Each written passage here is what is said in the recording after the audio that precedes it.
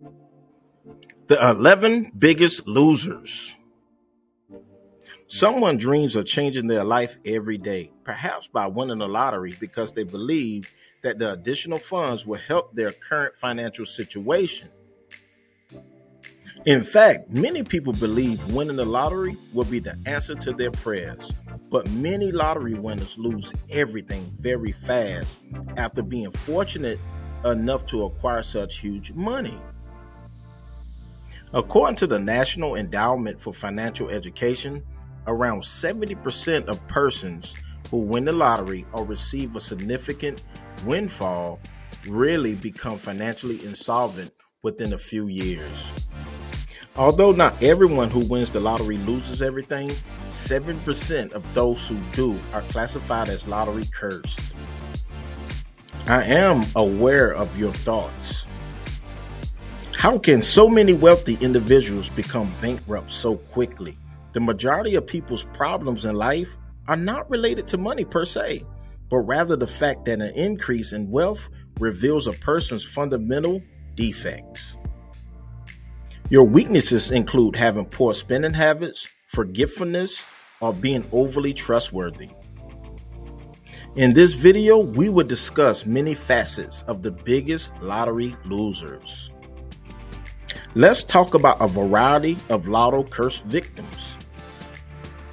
David Lee Edwards. With his portion of the record-breaking $280 million jackpot he won in August 2001, David Lee Edwards, a convicted felon from Ashland, Kentucky, purchased a mansion in a gated enclave, dozens of pricey cars, and even a Learjet. Edwards and Shauna both acquired hepatitis from using needles while using drugs, and both had repeated run-ins with the law for possessing crack cocaine, prescription drugs, and heroin. However, after 5 years, Edwards and his wife Shauna were broke and living in a filthy storage container that had been tainted with human waste due to his drug addiction and extravagant spending habits. Shortly after, Shauna remarried and left him. After witnessing Edwards' suffering, his first ex-wife and her husband took him back to Ashland from Florida. 58 years old on a Saturday, he passed away in hospice care. Edwards' friends and family say his tragic story can serve as a parable about the corrupting influence of money. By the end of his life, he had lost every last penny of his $27 million fortune and died owing thousands of dollars to friends. Gough. Gough didn't lose majority of his unexpected money. A group of con artists did. Gough's wife Louise won the lotto in 2005, and the couple led a normal life while spending lavishly on a brand new home and a $560,000 luxury box for Gough to watch his favorite soccer team, Aston Villa. However, after quitting his profession as a baker, he told reporters that he began drinking out of boredom, and in 2007, his wife left him. He met James Prince while seeking treatment and rehab. Prince was a cunning con man who convinced Gough to work with him in a series of questionable business deals, which allowed Prince to steal $1.1 million from Gough's bank account. Gough was also leasing a $1.6 million property and paying the annual wages of a chauffeur and a gardener. Gough, a 58-year-old retired baker, killed himself by drinking in 2010, 5 years after winning the equivalent of almost $17.3 million on a lucky British lottery ticket. He was abandoned and penniless. Toth. After winning a $13 million lottery jackpot, Alex and Rhoda Toth became well known. In 1990, Alex bought a lottery ticket that instantly made him and his wife rich. The family was struggling to make ends meet at the time. Alex had to look after 6 kids in addition to his wife, some from previous relationships. The family of 8 reportedly had less than $25 to get by on for the following 7 days when the lotto windfall changed their lives. This story has a lot in common with Cinderella, and everyone wants it to end happily. Sadly, that is not the case. Alex and Rhoda asserted in their early interviews that winning the lotto would not significantly change their lives. Sadly, easy money quickly turned them both into enormous prima donnas. The couple ultimately decided to spend 3 months in a hotel, while in Vegas they spent up to $1,000 a night for their hotel room. Alex and Rhoda both lost a lot of money playing the slots. Travel, shopping, and expenses gradually piled up. Over time, the Toth family grew bored of their way of life. The couple relocated all of their kids back to Florida, where they had purchased some acreage. This pleasant way of life, however, was not maintained. Financial problems for the Toth household arose quite soon. The couple was eventually reported to the IRS because it was believed that they had filed fake tax returns. Rhoda Toth entered a guilty plea and was given a 2-year sentence in federal prison following the death of her husband. Although severe, this is the way justice works. Regardless of the circumstances, if you commit a crime, you must serve the proper amount of time in prison. Sharon Tirabassi. Imagine earning $10 million and in less than 10 years later, having virtually little money left. It happened to Sharon Tirabassi, a 35-year-old resident of Hamilton, Ontario. The Hamilton Spectator claims that 9 years ago, Tirabassi cashed a check from the Ontario Lottery and Gaming Corp for $10,569,010 in Canadian dollars. Tirabassi, a newly terminated single mother who had begun working as a personal care provider over Easter weekend in 2004, struck it rich.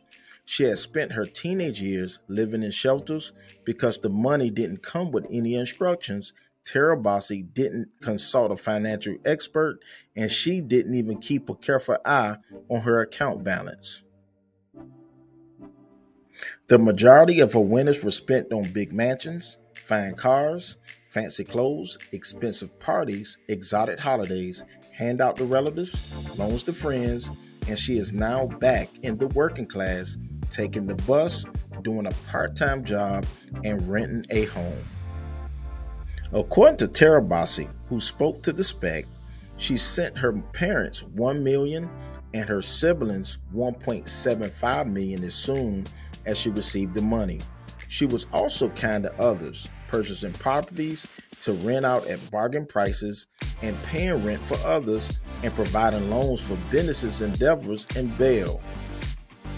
These extras included 4 vehicles, a Hummer, a Mustang, a Dodge Charger, and a customized Cadillac Escalade, as well as trips to Cancun, Florida, Las Vegas, California, and the Caribbean.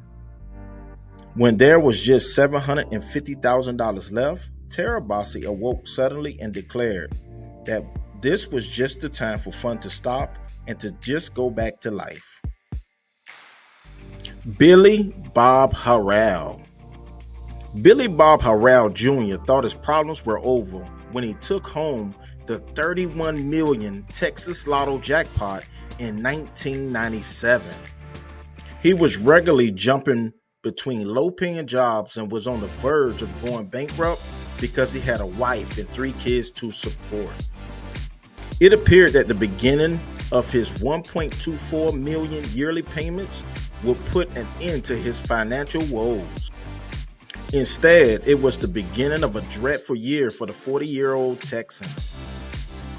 He left his job at Home Depot, took his family on vacation to Hawaii, donated tens of thousands of dollars to his church, bought houses and cars for his friends and family, and even donated 480 turkeys to those in need.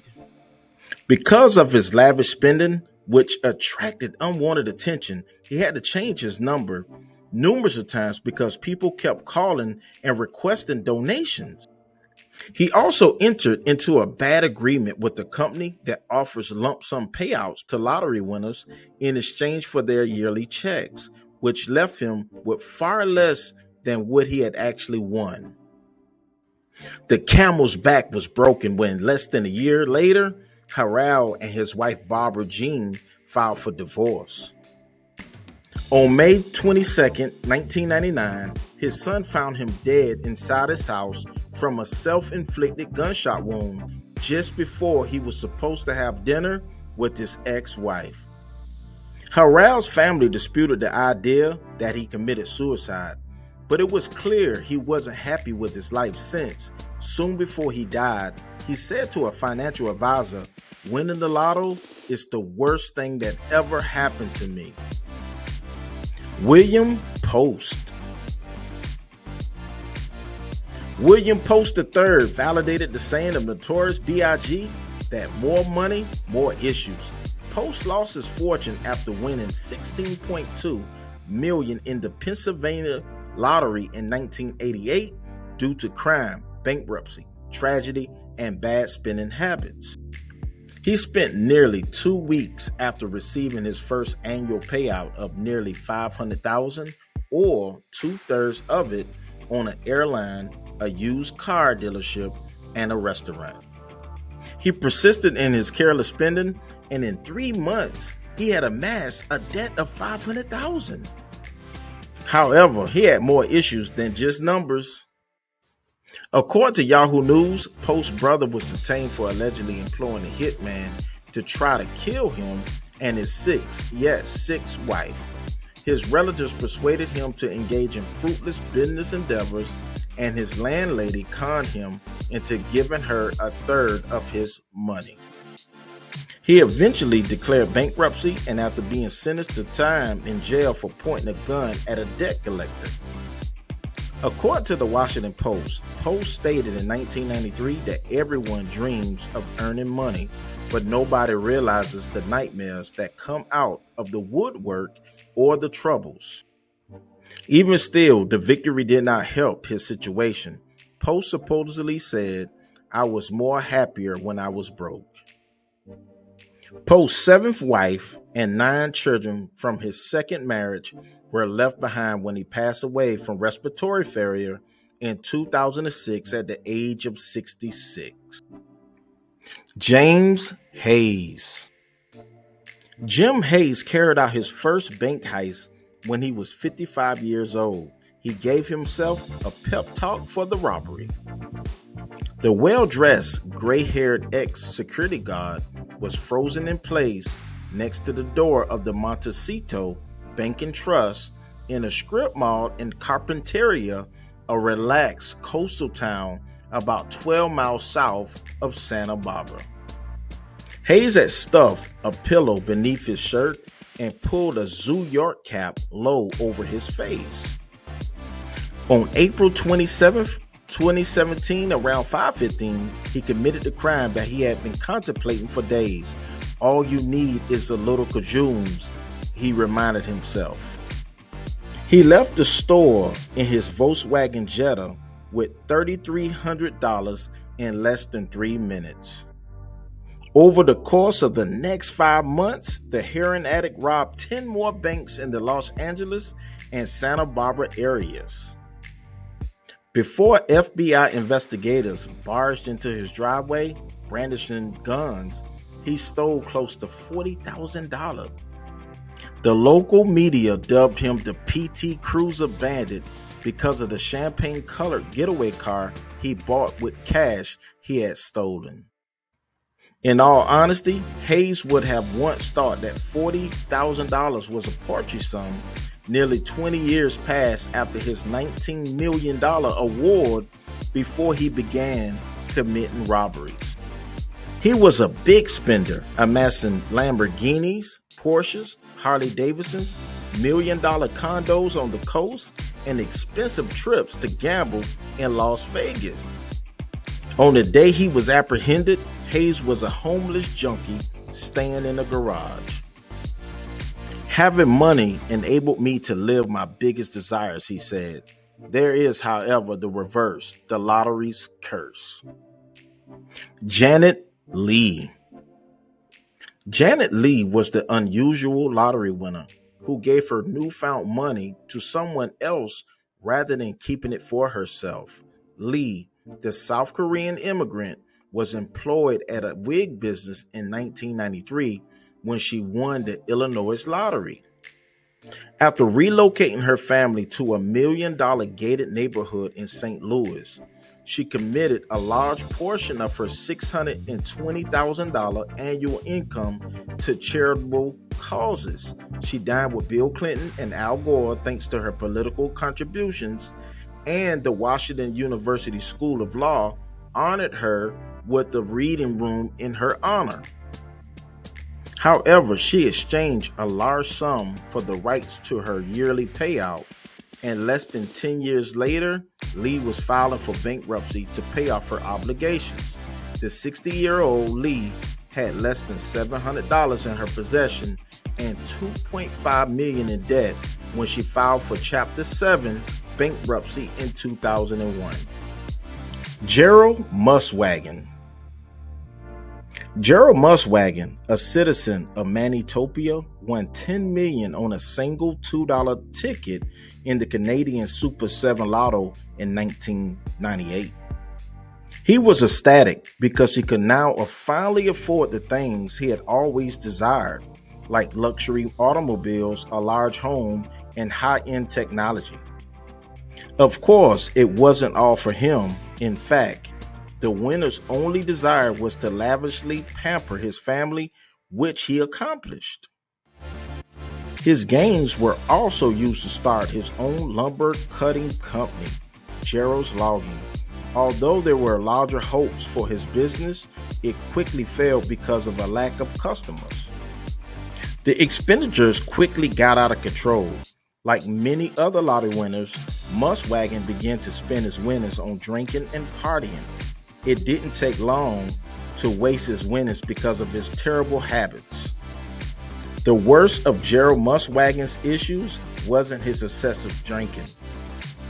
He went on a joyride in his brand new Chevy Silverado in October 2000, which resulted in a police pursuit.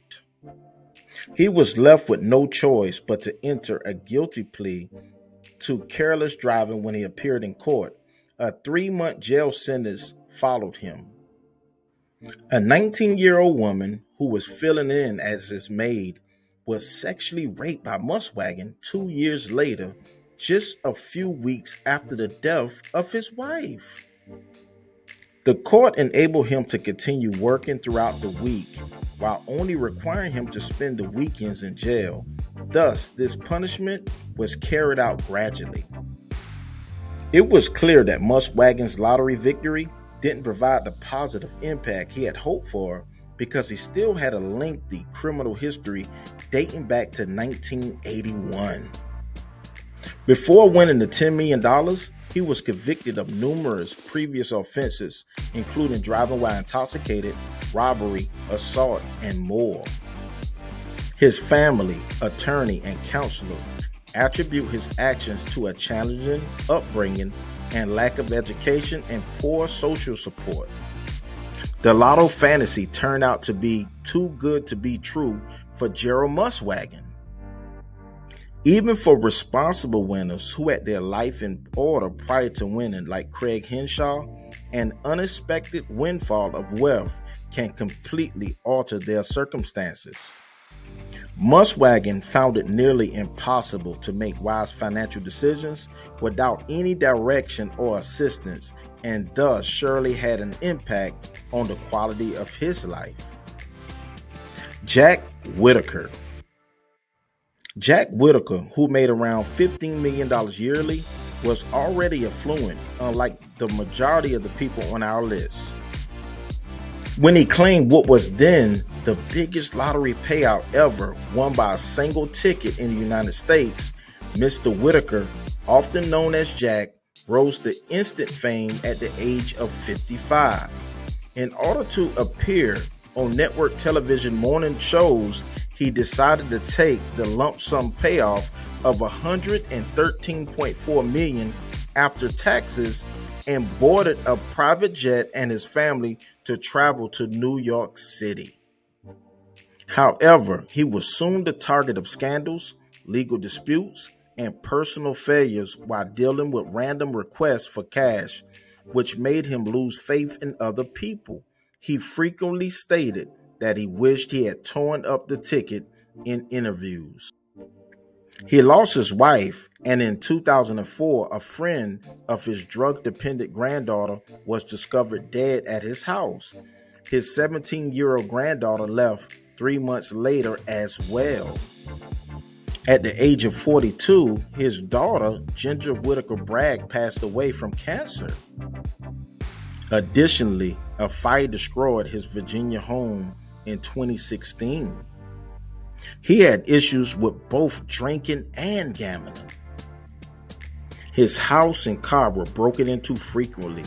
Thieves smashed into his Lincoln Navigator while he was at a strip club and took a briefcase containing $300,000 cashier checks and $245,000 in cash. The money was still within the suitcase when it was later discovered, so at least that time he got lucky. Mr. Whitaker was sued multiple times, once by 3 female casino employees who had said he had assaulted them, and he was twice accused of driving under the influence. Michael Carroll. When the self-described King of the Shafts won $11.1 million USD on the lottery in 2002, he was only 19 and employed as a binman. However, he's wasted his riches on prostitutes, alcohol, drugs, sex, and pals, who included his ex-wife, Sandra Aiken. At the time, Carroll, 38, and his wife had reportedly reconciled and renewed their marriage according to the Daily Record. The pair reportedly married in a tiny ceremony, and at the time they lived their life peacefully. Him and Sandra had put their past behind them, reconciled, and worked on their marriage. Sandra left the marriage in 2003 after being repulsed by Carroll's way of life.